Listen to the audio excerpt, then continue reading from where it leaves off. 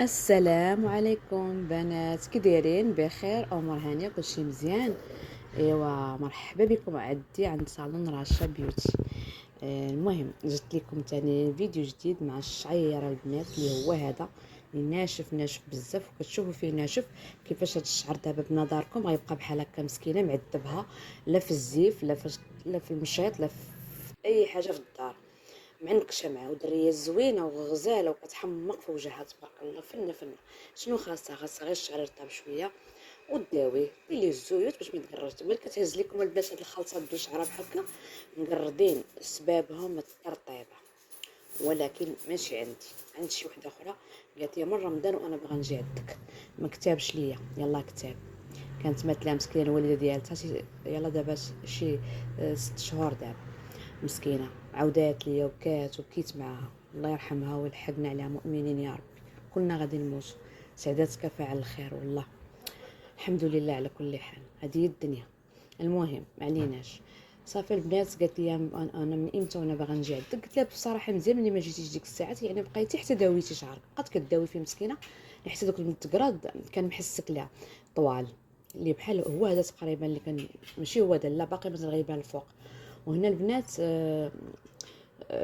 كنشد الزغبه وكنخشي فيها صبعاني باش تدخل مع داك الشعر اللي مكعلل، وعاد كنمشط. هذه غير الطريقه الاولى، عاد كنمشط. من بعد ملي غنمشطوا ليها ونبلاكي فيه الترطيبه مزيان، غادي نخلي لها واحد ساعه الا ربع، ضروري من المشطه باش يدخل مع الشعر وما توصلوش لي غاسين.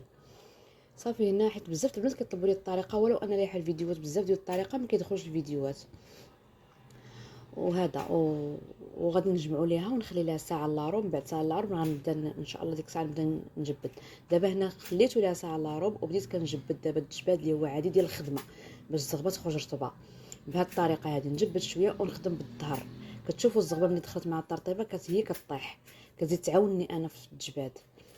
المهم الحمد لله انا طريقتي هي هذه وما كتحاشمنيش مع الكليان، مع ان كاين كيقول لك لا راه طاح ليا شعري، حكا ما طاحش ليا، طاح ليا.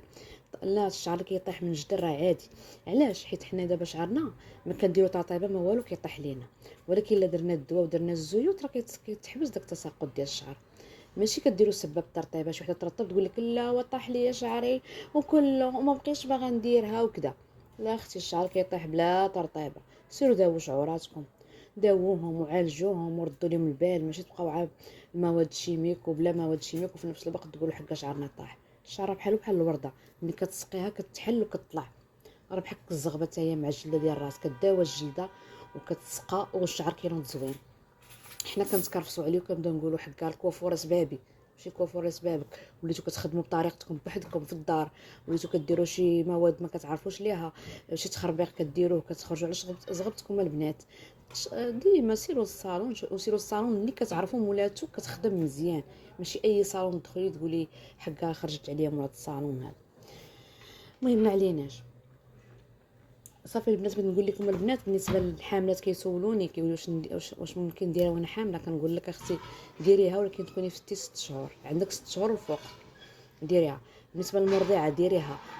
بالنسبه للشعر اللي مصبوغ ومدبوغ ما ديريهاش. بالنسبه للشعر الطبيعي بحال ديريها.